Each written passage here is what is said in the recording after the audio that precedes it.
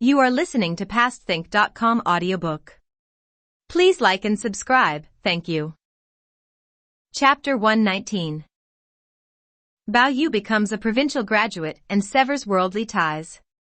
The house of Jia receives imperial favor and renews ancestral glory. As we told in the last chapter, Oriole, perplexed by Bao Yu's words, had been about to leave when she heard him speak again. Silly girl. Let me tell you something. If your mistress is lucky, then so are you, since you are her maid. Aroma cannot be depended upon. In future, mark my words, you must look after your mistress with care and devotion, and in the end you may receive a fitting reward for your years of service. To Oriole, Bao Yu's speech, although it began with some semblance of sense, tailed off into rambling nonsense. Well, she replied, I'd better be going now. Madam is waiting for me.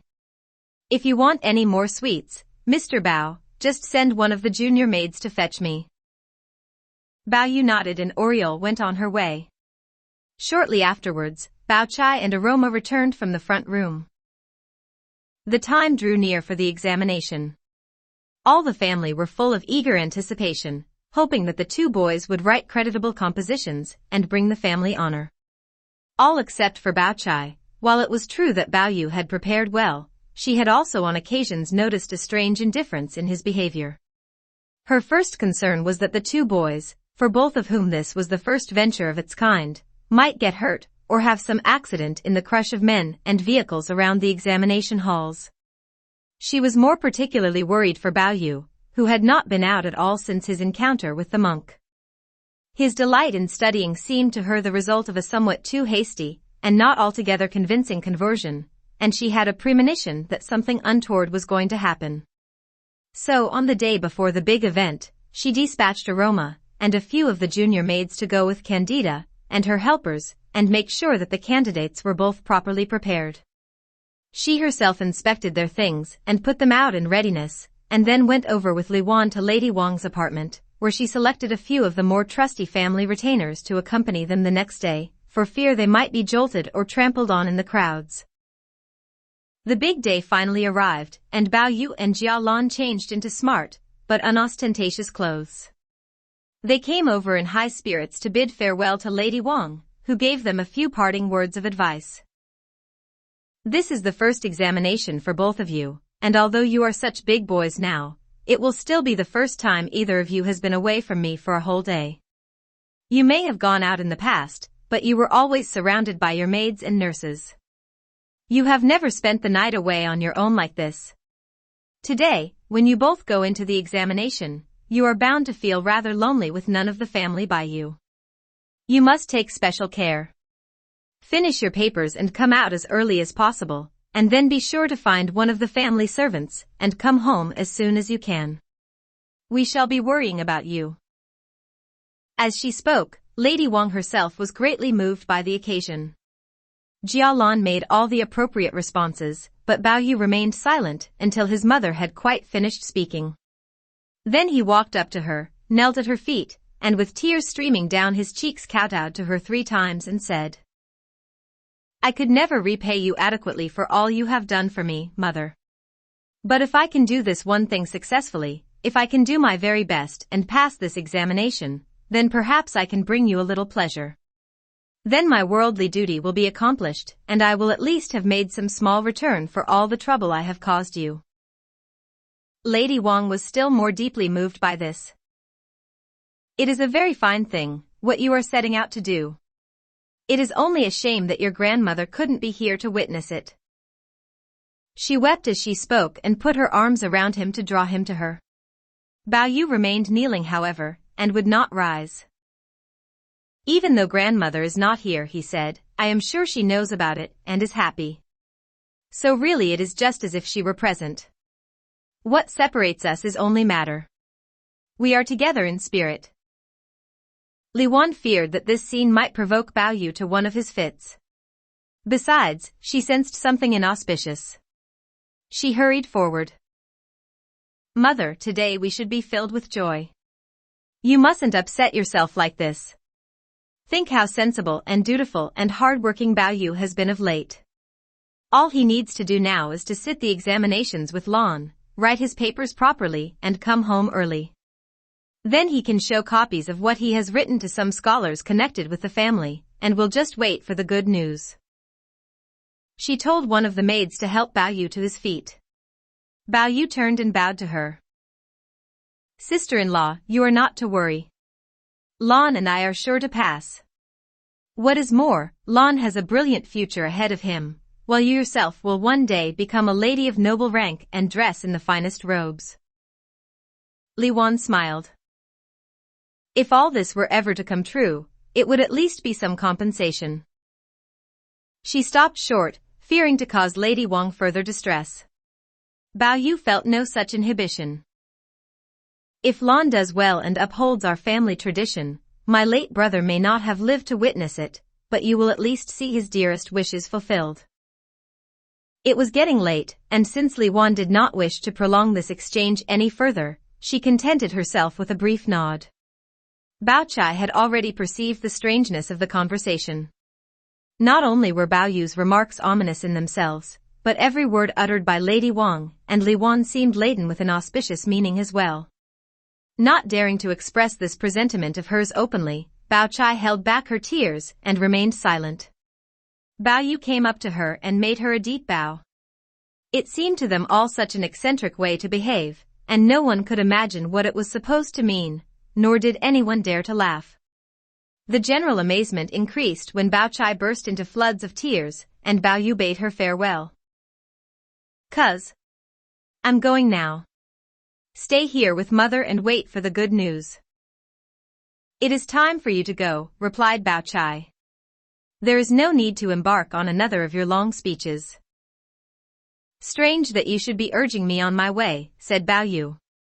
"I know it is time to go." He glanced around him and saw that Shi-chun and Nightingale were absent. "Say goodbye to Shi-chun and Nightingale for me," he said. "I shall certainly be meeting them again." Everyone was forcibly struck by the strange blend of sense and nonsense in Bao Yu's words. They thought him momentarily confused, in part by the unprecedented nature of the occasion, in part by Lady Wang's injunctions. To all of them the best course of action in the circumstances seemed to be to speed him on his way, and get the thing over with. "They're waiting for you outside. No more dilly-dallying now, or you'll be late." Bao Yu raised his head and laughed. "Off I go. Enough of this foolery. It's over." "Well, off you go then," they all cried, laughing nervously. Only Lady Wang and Bao Chai were sobbing inconsolably, as if they were parting from him forever. Finally Bao Yu walked out through the door and on his way, giggling like a half-wit. Entering the lists of worldly renown. He breaks the first bar of his earthly cage. We must leave Bao Yu and Jia Lan on their way to the examination, and return to Jia Huan. The excitement surrounding the candidate's departure had left him feeling even more peeved and sour than usual, and with their absence he was now free to carry out his plan. "My own mother will be avenged. Now there's not a man left in the house, and Aunt Xing will do as I say. I need fear no one." With determined stride he hurried over to Lady Xing's to pay her his respects, and then conversed with her for a while in a most obsequious tone. She was naturally flattered, and said to him, "Now you are speaking like an intelligent child. Of course I'm the one who ought to take the decision in an affair such as this of Qiao Jie's. It was very stupid of your cousin Lien to ignore his own mother, and place this in someone else's hands. So far as the prince is concerned, your side of the family is the one that he recognizes," said Jia Huan. "The whole thing is settled, and now they are preparing to send you a large consignment of presents. With this prince married to your granddaughter, Uncle Shi is bound to be given an important position. It will benefit us all. I don't want to sound critical of mother, but all the time Sister Yuan Chun was an imperial concubine, it didn't prevent them from treating some of us very shoddily. I hope Qiao Jie will be less ungrateful. I must have a word with her." "Yes, you should speak to her," said Lady Xing. "It will give her a chance to see how much you've done for her. I am sure if her father were at home he would never have found her such a good match." That foolish creature Patience has been saying things against it and protesting that your mother disapproves. It is probably nothing more than sour grapes on their part. We must lose no time, or Lien will be back, and then they will set him against the idea too, and will never be able to go through with it.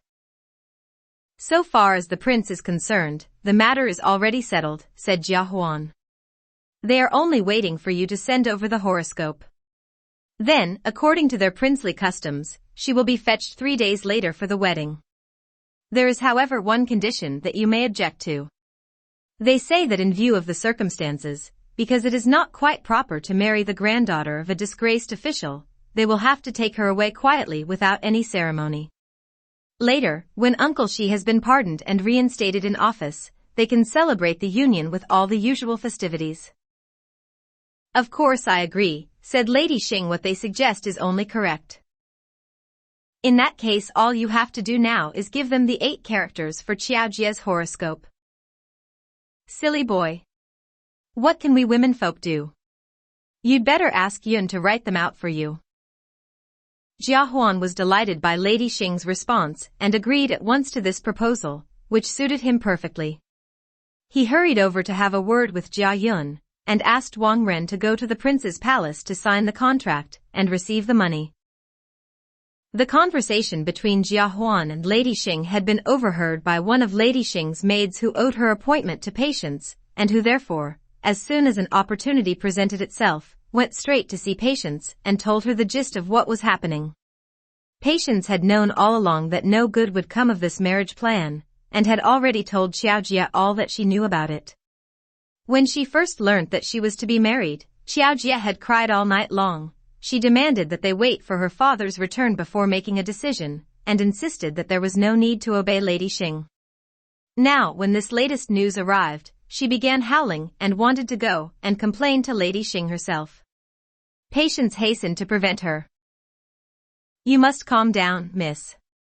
Lady Xing is your own grandmother, and with your father away she has every right to make these decisions.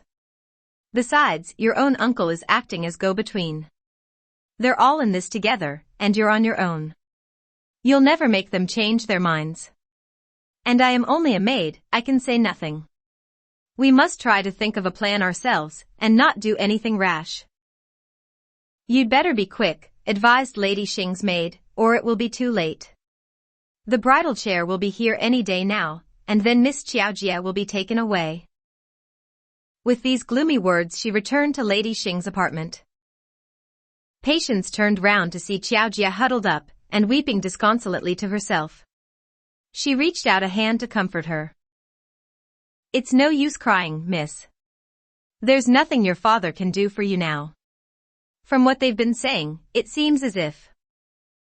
Before she could complete her sentence, a messenger arrived from Lady Xing's and announced. This is indeed a happy day for Miss Qiaojia.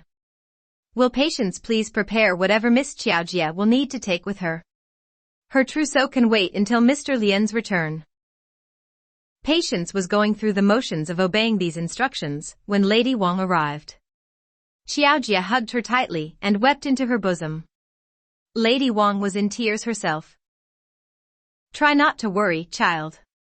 I've spoken to your grandmother and done everything I can for you, and I've received nothing but insults for my pains.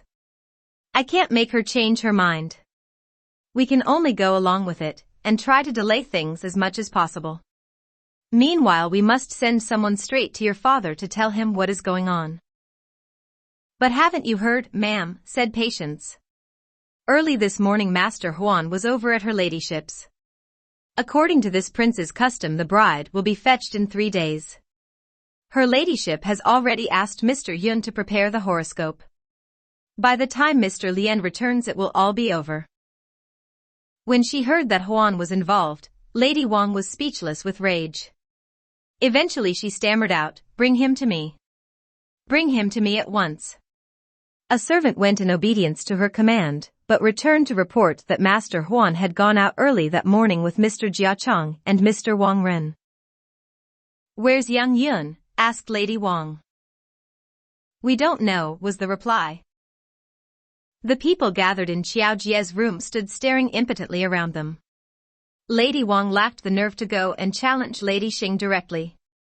They all wept bitterly on each other's shoulders. Just as their spirits had sunk to these depths of gloom, a serving woman came in to announce that Granny Lu had arrived at the back gate of the mansion. "We're all at 6s and 7s, was Lady Wang's comment. "How can we start receiving guests at a moment like this? Find some excuse and ask her to leave." "Perhaps you should ask her in, ma'am," said Patience. "After all, she is Qiaojia's godmother. We should tell her what is happening." Lady Wang said nothing. The serving woman left the room and reappeared shortly with Granny Lu, who exchanged greetings with all the ladies present. Seeing their eyes red from weeping, and having no idea what the matter was, Granny Lu asked, with some hesitation. "What is the trouble?" "It's Mrs. Lian you're grieving for, I'll be bound." The mention of her mother set Qiaojia weeping with renewed abandon. "There's no point in avoiding the issue, Granny," said Patience. "As her godmother you ought to know the truth." She went on to tell Granny Lu the whole story. At first the old dame was aghast. Then, after a long silence, she suddenly laughed. "A smart young woman like you ought to be able to hit on something without much difficulty. Look at the drum ballads, they are full of clever plots and schemes for getting people out of scrapes like this one." "Oh, Granny," begged Patience. "If you can think of a way, please tell us quickly." "It's easy," said the old dame. "We mustn't tell a soul, though, and we must be sure to make a quick getaway and hide, that's all that's needed."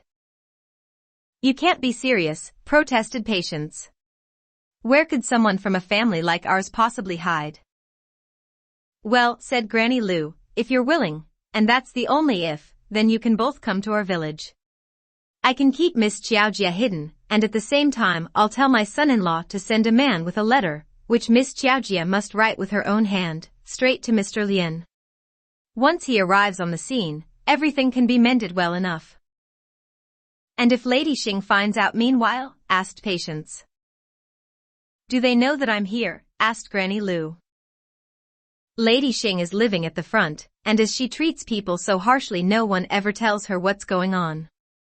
If you'd come in by the front gate she might have known. As it is, we have nothing to fear."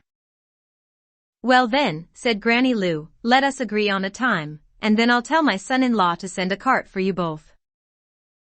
"There's not a moment to be lost," urged Patience. "I'll be as quick as I can." She went into the inner room with Lady Wang, and having dismissed all the servants explained Granny Lu's plan to her. Lady Wang considered it carefully, and judged it altogether too risky. "But it's our only hope," pleaded Patience. "I can speak my mind to you, ma'am. This is what I think you should do. You must pretend to know nothing about it. Later you can even go to Lady Xing's and ask her where Qiaojia has gone.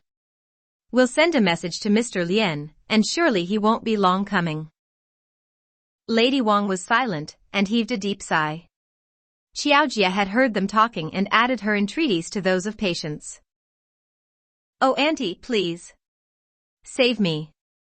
I know how grateful father will be to you when he returns." "We must go ahead with our plan," said Patience decisively. "You can return to your own apartment, ma'am. But please send someone to keep an eye on Qiaojia's room."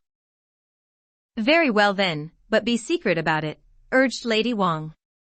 "And both of you, remember to take plenty of clothes and bedding with you." "We must leave quickly if we are to succeed," said Patience.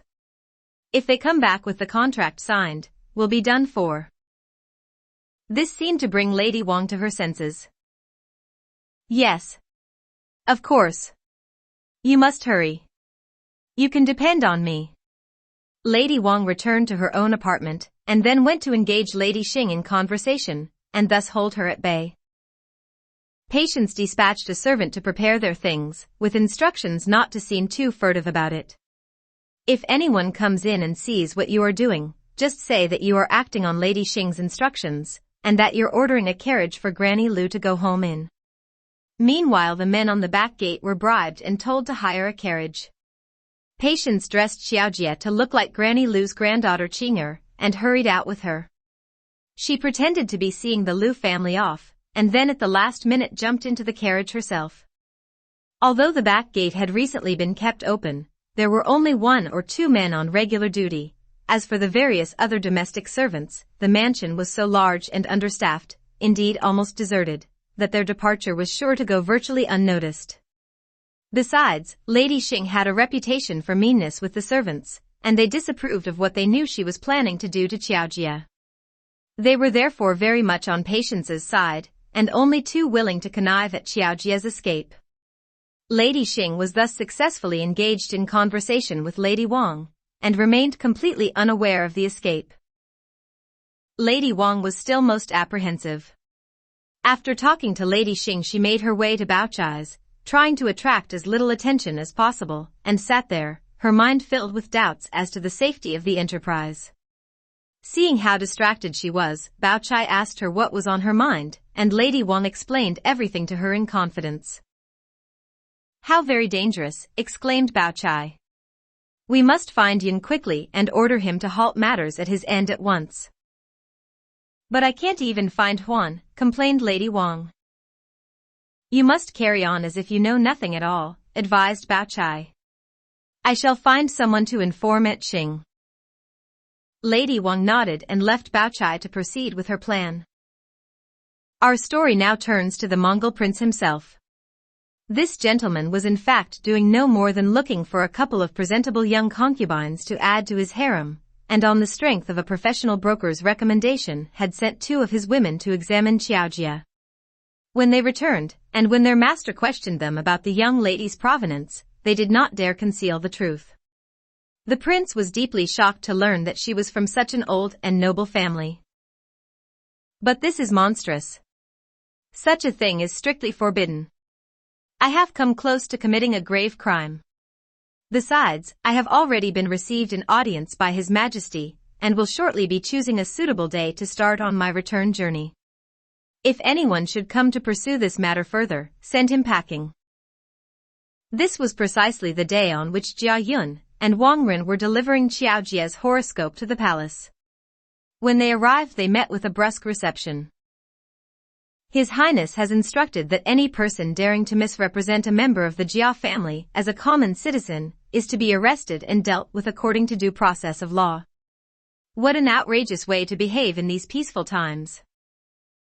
Wang Ren and Jia Yun skulked off at once with their tails between their legs, grumbling to themselves that someone had betrayed them, and going their separate ways in extremely low spirits. Jia Huan was at home waiting for news, and had become very agitated when he received Lady Wang's summons. He saw Jia Yun returning home on his own, and rushed up to him. "Well? Is everything arranged?" Jia Yun stamped his foot frantically. "It's terrible. Something's gone badly wrong. I can't think who can have given us away." He told the whole story to Huan, who was at first speechless with rage, then burst out. "Only this morning I was at Aunt Xing singing the praises of this match. Now what am I supposed to do? You're all trying to ruin me." Just as they were wondering how to save the situation, a confused hubbub reached them from the inner apartments. They heard their own names called, wanted by their ladyships, and slunk shamefacedly into Lady Wang's apartment. "A fine mess you've made of things," exclaimed Lady Wang, waiting for them with fury written on her face. "Well, now you've driven Qiaojie and Patience to their deaths. The least you can do is bring me back their corpses." They both knelt at her feet. Jia Huan did not dare to open his mouth, but Jia Yun bowed his head and said, "I would never have dared to do it myself. We only mentioned this match to you, great aunts, because great Uncle Xing and Uncle Wang suggested it. It was all their idea. Then great Aunt Xing agreed to it, and asked me to write out the horoscope. Now the other party wants to back out. How can you accuse us of driving Qiaojie to her death?" "Huan told your great Aunt Xing that they would be arriving in 3 days to take the girl away," said Lady Wang. "Whoever heard of a proper wedding being conducted in such a hurry? I shall ask no more questions. Just give me back Qiaojie." We shall see what Serjing decides to do with you when he returns. Lady Xing wept in silent shame. Lady Wang turned next on Jia Huan. That harpy Aunt Zhao evidently left behind her a son every bit as vile as herself. She called one of her maids to support her and retired to her bedroom. Left on their own, Jia Huan, Jia Yun and Lady Xing began to indulge in mutual recrimination, until finally one of them said, "What's the use of blaming each other like this? The girl probably isn't dead at all. Patience has almost certainly taken her off to hide in the home of a relative." Lady Xing summoned the janitors from the front and rear gates, and after giving them a good scolding asked them where Qiao Jie and Patience had gone. "It's no good asking us, ma'am," they replied with one voice. "Ask one of the stewards, they're the ones who ought to know. We wouldn't advise you to make a scene, ma'am. If Lady Wang should choose to question us, there's plenty we could tell. And if one person is beaten or given the sack, it will have to be everyone. Since Mr. Lian left, it's been a sheer disgrace what has been going on in the front of the mansion. We haven't even received our wages or monthly grain allowance, but they've been drinking and gambling away, fooling around with pretty little actors, inviting girls into the house. Is that how masters of the family are supposed to behave?" Jia Yun and Jia Huan were silent. A servant arrived from Lady Wang's with renewed orders to hurry up and find Patience and Qiao Jie, which sent them into another flurry of desperate activity. They did not even bother to question the servants in Qiao Jie's own apartment, knowing they would be too hostile to reveal the whereabouts of the missing pair, though this was hardly something they could say to Lady Wang. Instead, they had to go asking at the home of every relative, and still failed to unearth the slightest clue. Lady Xing in the inner apartments and Jia Huan in the outer spent a hectic few days and nights. At last came the day when the examinations were due to be concluded, and the students released from their cells. Lady Wang was eagerly awaiting the return of Bao Yu and Jia Lan, and when midday came, and there was still no sign of either of them, she, Li Wan and Bao Chai all began to worry, and sent one servant after another to find out what had become of them. The servants could obtain no news, and not one of them dared to return empty-handed. Later another batch was dispatched on the same mission, with the same result. The three ladies were beside themselves with anxiety. When evening came, someone returned at last. It was Jia Lan. They were delighted to see him, and immediately asked, "Where is Bao Yu?" He did not even greet them, but burst into tears. "Lost," he sobbed. For several minutes Lady Wang was struck dumb. Then she collapsed senseless onto her couch. Luckily Sinclude and one or two other maids were at hand to support her, and they brought her round, themselves sobbing hysterically the while. Bao Chai stared in front of her with a glazed expression in her eyes, while Aroma sobbed her heart out. The only thing they could find time to do between their fits of sobbing was to scold Jia Lan. "Fool! You were with Bao Yu, how could he get lost? Before the examinations we stayed in the same room, we ate together and slept together. Even when we went and we were never far apart, we were always within sight of each other. This morning Uncle Bao finished his paper early and waited for me. We handed in our papers at the same time and left together. When we reached the Dragon Gate outside there was a big crowd, and I lost sight of him. The servants who had come to fetch us asked me where he was and Li Gui told them. One minute he was just over there clear as daylight, the next minute he was gone. How can he have disappeared so suddenly in the crowd? I told Li Gui and the others to split up into search parties, while I took some men and looked in all the cubicles. But there was no sign of him. That's why I'm so late back." Lady Wang had been sobbing throughout this, without saying a word. Bao Chai had already more or less guessed the truth. Aroma continued to weep inconsolably. Jia Chong and the other men needed no further orders, but set off immediately in several directions to join in the search. It was a sad sight, with everyone in the lowest of spirits, and the welcome home party prepared in vain. Jia Lan forgot his own exhaustion, and wanted to go out with the others.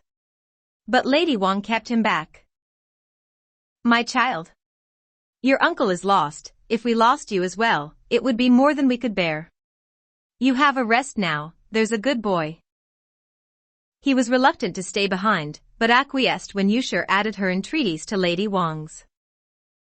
The only person present who seemed unsurprised was Shi-chun. She did not feel free to express her thoughts, but instead inquired of Bao Chai. Did Bao Yu have his jade with him when he left? Of course he did, she replied. He never goes anywhere without it. Shi-chun was silent. Aroma remembered how they had had to waylay Bao Yu and snatch the jade from his hands, and she had an overwhelming suspicion that today's mishap was that monk's doing too. Her heart ached with grief, tears poured down her cheeks, and she began wailing despondently. Memories flooded back of the affection Bao Yu had shown her. I annoyed him sometimes, I know, and then he'd be cross. But he always had a way of making it up. He was so kind to me, and so thoughtful. In heated moments he often would vow to become a monk. I never believed him. And now he's gone. It was 2 o'clock in the morning by now, and still there was no sign of Bao Yu. Li Wan, afraid that Lady Wang would injure herself through excess of grief, did her best to console her, and advised her to retire to bed. The rest of the family accompanied her to her room, except for Lady Xing, who returned to her own apartment, and Jia Huan, who was still lying low and had not dared to make an appearance at all. Lady Wang told Jia Lan to go back to his room, and herself spent a sleepless night. Next day at dawn some of the servants dispatched the previous day returned, to report that they had searched everywhere, and failed to find the slightest trace of Bao Yu. During the morning a stream of relations including Aunt Xue, Xueko, Shi Xiangyun, Bao Qin and old Mrs. Li came to inquire after Lady Wang's health, and to ask for news of Bao Yu. After several days of this, Lady Wang was so consumed with grief that she could neither eat nor drink, and her very life seemed in danger.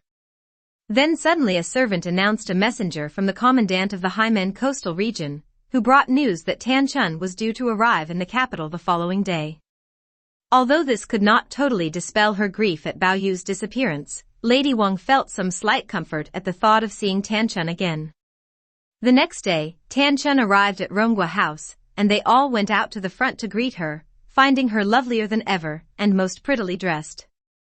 When Tan Chun saw how Lady Wang had aged, and how red-eyed everyone in the family was, tears sprang to her eyes, and it was a while before she could stop weeping and greet them all properly. She was also distressed to see Shi-chun in a nun's habit, and wept again to learn of Bao Yu's strange disappearance, and the many other family misfortunes. But she had always been gifted with a knack of finding the right thing to say, and her natural equanimity restored a degree of calm to the gathering, and gave some real comfort to Lady Wang and the rest of the family. The next day her husband came to visit, and when he learned how things stood he begged her to stay at home and console her family. The maids and old serving women, who had accompanied her to her new home, were thus granted a welcome reunion with their old friends. The entire household, masters and servants alike, still waited anxiously day and night for news of Bao Yu. Very late one night, during the 5th watch, some servants came as far as the inner gate, announcing that they had indeed wonderful news to report, and a couple of the junior maids hurried into the inner apartments, without stopping to inform the senior maids. "Ma'am, ladies," they announced. "Wonderful news." Lady Wang thought that Bao Yu must at last have been found, and rising from her bed she exclaimed with delight.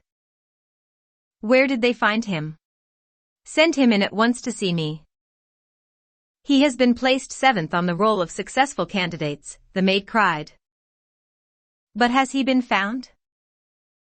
The maid was silent. Lady Wang sat down again. "Who came 7th?" asked Tan Chun. "Mr. Bao." As they were talking they heard a voice outside shouting, "Master Lan has passed too." A servant went hurrying out to receive the official notice, on which it was written that Jia Lan had been placed 130th on the roll. Since there was still no news of Bao Yu's whereabouts, Li Wan did not feel free to express her feelings of pride and joy, and Lady Wang, delighted as she was that Jia Lan had passed, could not help thinking to herself, "If only Bao Yu were here too, what a happy celebration it would be." Bao Chai alone was still plunged in gloom, though she felt it inappropriate to weep. The others were busy offering their congratulations and trying to look on the cheerful side. Since it was Bao Yu's fate to pass, he cannot remain lost for long. In a day or two he is sure to be found. This plausible suggestion brought a momentary smile to Lady Wang's cheeks, and the family seized on this opportunity to persuade her to eat and drink a little. A moment later Tea Leaf's voice could be heard calling excitedly from the inner gate. Now that Mr. Bao has passed, he is sure to be found soon. What makes you so sure of that? They asked him. There's a saying, if a man once passes the examination, the whole world learns his name. Now everyone will know Mr. Bao's name wherever he goes, and someone will be sure to bring him home. That Tea Leaf may be a cheeky little devil, but there's something in what he says, agreed the maids. Shi Chun differed. How could a grown man like Bao Yu be lost? If you ask me, he has deliberately severed his ties with the world and chosen the life of a monk. And in that case he will be hard to find. This set the ladies weeping all over again. It is certainly true, said Li Wan, that since ancient times many men have renounced worldly rank and riches to become Buddhas or saints. But if he rejects his own mother and father, sobbed Lady Wang, then he's failing in his duty as a son. And in that case how can he ever hope to become a saint or a Buddha? It is best to be ordinary, commented Tan Chun. Bao Yu was always different. He had that jade of his ever since he was born, and everyone always thought it lucky. But looking back, I can see that it's brought him nothing but bad luck. If a few more days go by and we still cannot find him, I don't want to upset you, Mother, but I think in that case we must resign ourselves to the fact that this is something decreed by fate and beyond our understanding. It would be better not to think of him as having ever been born from your womb. His destiny is after all the fruit of karma, the result of your accumulated merit in several lifetimes. Bao Chai listened to this in silence. Aroma could bear it no longer, her heart ached, she felt dizzy and sank to the ground in a faint. Lady Wang seemed most concerned for her, and told one of the maids to help her up. Jia Huan was feeling extremely out of sorts. On top of his disgrace in the Qiaojia affair, there was now the added humiliation of having to watch both his brother and nephew pass their examinations. He cursed Chang and Yun for having dragged him into this trouble. Tan Chun was sure to take him to task now that she was back. And yet he dared not try to hide. He was altogether in a state of abject misery. The next day Jialan had to attend court to give thanks for his successful graduation. There he met Jin Baoyu and discovered that he too had passed. So now all three of them belonged to the same class. When Lan mentioned Baoyu's strange disappearance, Jin Baoyu sighed and offered a few words of consolation. The chief examiner presented the successful candidates' compositions to the throne, and His Majesty read them through one by one, and found them all to be well-balanced and cogent, displaying both breadth of learning and soundness of judgment. When he noticed two Nanking Jias in 7th and 130th place, he asked if they were any relation of the late Jia concubine.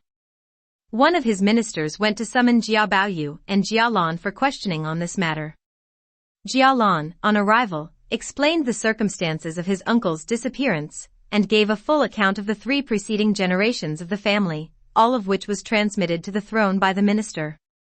His Majesty, as a consequence of this information, being a monarch of exceptional enlightenment and compassion, instructed his minister, in consideration of the family's distinguished record of service, to submit a full report on their case. This the minister did and drafted a detailed memorial on the subject. His Majesty's concern was such that on reading this memorial, he ordered the minister to re-examine the facts that had led to Jiaxi's conviction. Subsequently the Imperial Eye lighted upon yet another memorial describing the success of the recent campaign to quell the coastal disturbances, causing the seas to be at peace and the rivers to be cleansed, and leaving the honest citizenry free to pursue their livelihood unmolested once more. His Majesty was overjoyed at this good news and ordered his council of ministers to deliberate on suitable rewards and also to pronounce a general amnesty throughout the empire. When Jialan had left court, and had gone to pay his respects to his examiner, he learned of the amnesty and hurried home to tell Lady Wang and the rest of the family. They all seemed delighted, though their pleasure was marred by Bao Yu's continued absence. Aunt Shui was particularly happy at the news, and set about making preparations for the payment of Xueqin's fine, since his death sentence would now be commuted as part of the amnesty. A few days later it was announced that Zhen Baoyu and his father had called to offer their congratulations, and Lady Wang sent Jialan out to receive them. Shortly afterwards Jialan returned with a broad smile on his face. "Good news, grandmother. Uncle Zhen Baoyu's father has heard at court of an edict pardoning both great-uncle Shi and Uncle Zhen from Ningguo House, and restoring the hereditary Ningguo rank to Uncle Zhen. Grandfather is to keep the hereditary Rongguo rank, and after his period of mourning will be reinstated as a permanent secretary in the Board of Works.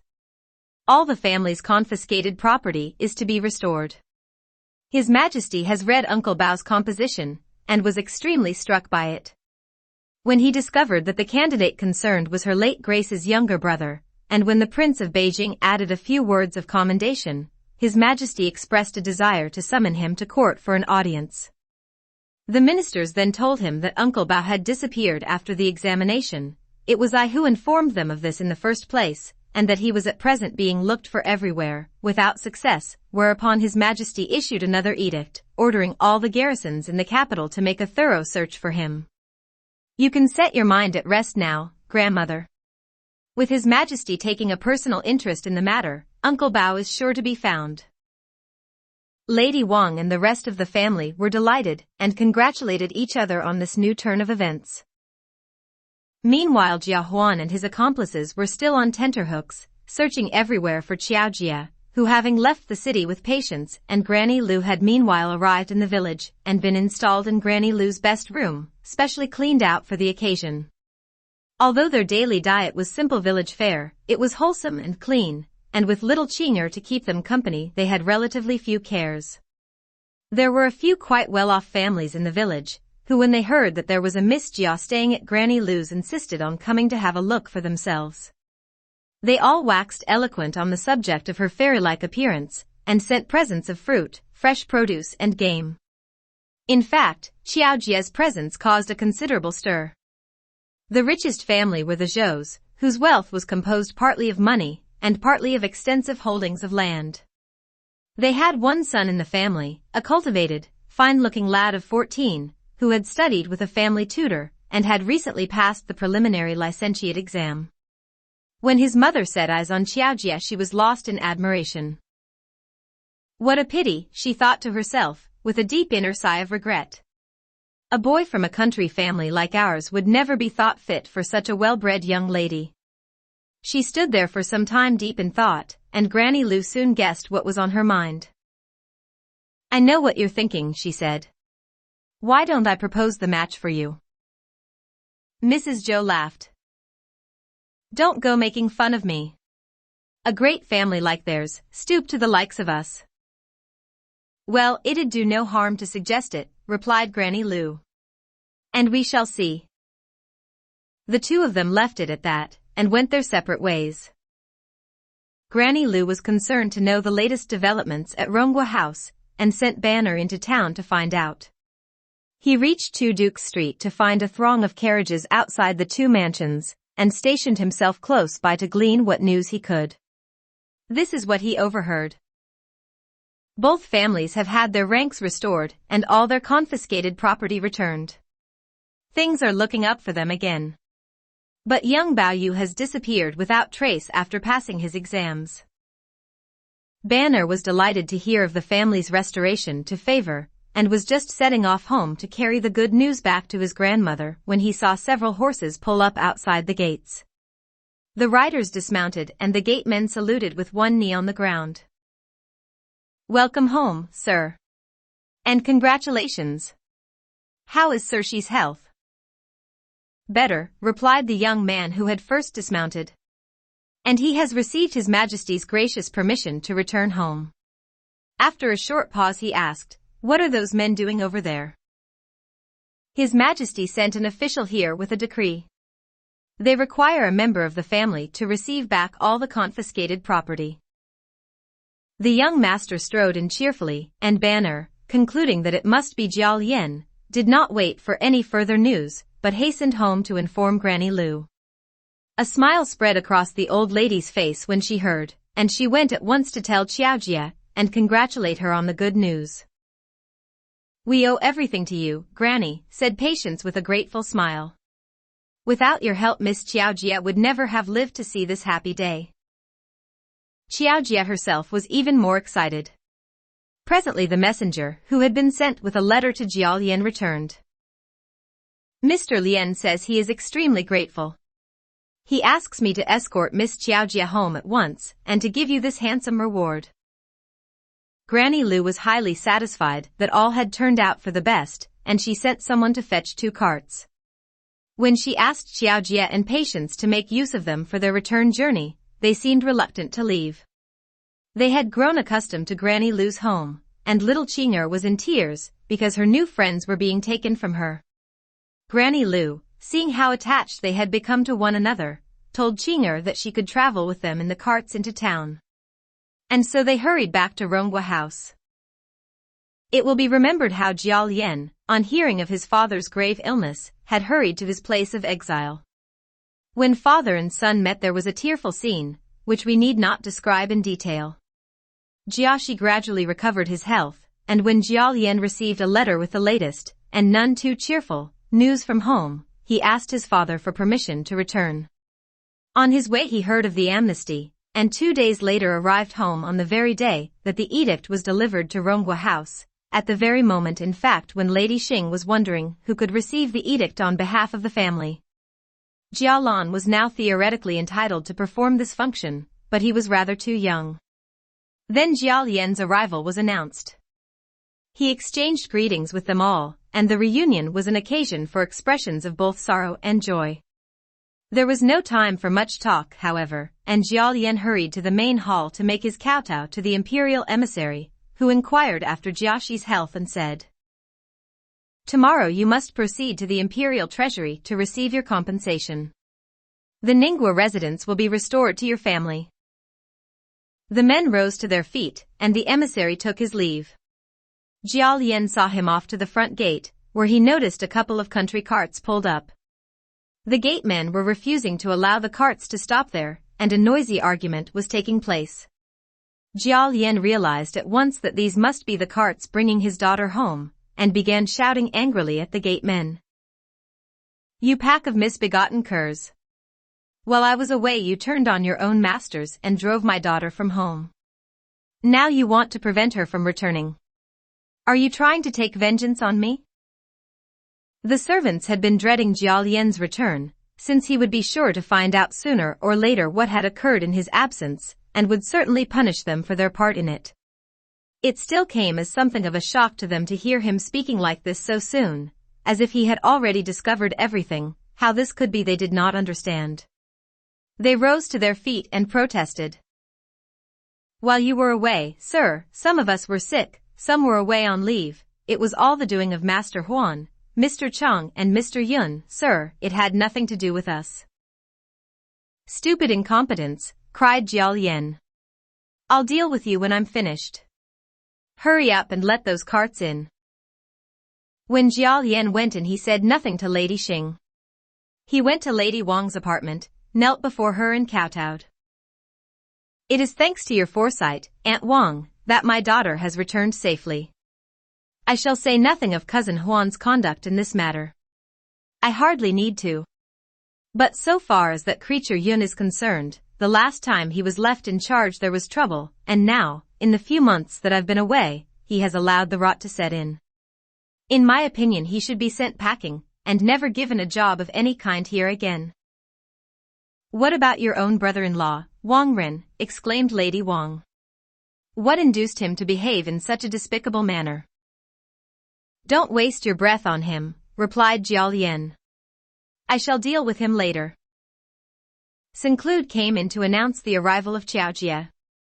When Lady Wang saw her, although the separation had not been a long one, the agonizing suspense of the days leading up to her escape flooded back into her mind, and she broke down and wept profusely.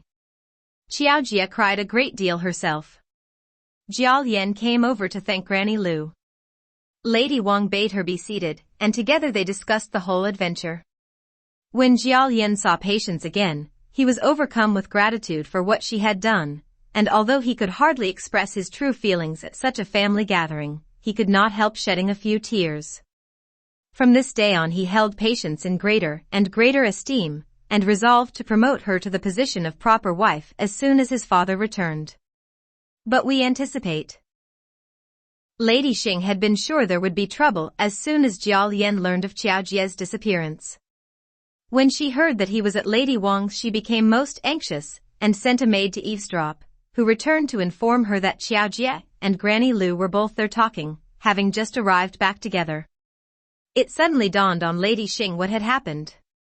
She knew that she had been hoodwinked and felt very peeved with Lady Wang.